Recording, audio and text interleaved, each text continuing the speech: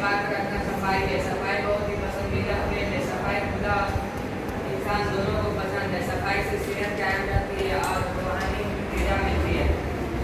जिस्म और कपड़े की सफाई सफाई नहीं है, बल्कि हर चीज़ को साफ सुथरा रहना चाहिए। मकान और मकान की तमाम चीज़ों की सफाई जरूरी है।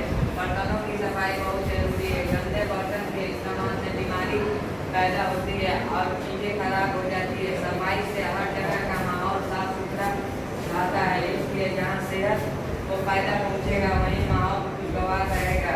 जाहिरी सफाई के साथ बातचीत की सफाई लाजमी है, यानी अपने दिल को हसद, डर, कीना जैसी बुरी आदतों से पाक रखें। इंसान को अंदर से बिल्कुल साफ रहना चाहिए, इसलिए इससे रूहानी सुकून मिलता है। इंसान के लिए कौलों की डर की सफाई भी जरूरी है।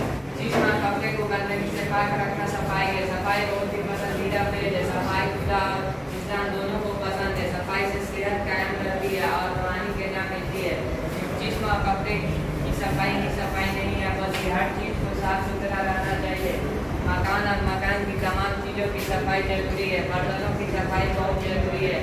गंदे बर्तन के इस्तेमाल से बीमारी पैदा होती है और चीज़ें खराब हो जाती है। सफाई से हर जगह का माहौल साफ सुथरा रहता है, इसलिए जहाँ सेहत को फायदा पहुँचेगा वहीं माहौल खुशगवार रहेगा। जाहिरी सफाई के साथ बाकी भी सफाई लाजमी है, यानी अपने दिल को हसद, डर, कीना जैसी बुरी आदतों से पाक रखें। इंसान को अंदर से बिल्कुल साफ रहना चाहिए, इससे रूहानी सुकून मिलता है।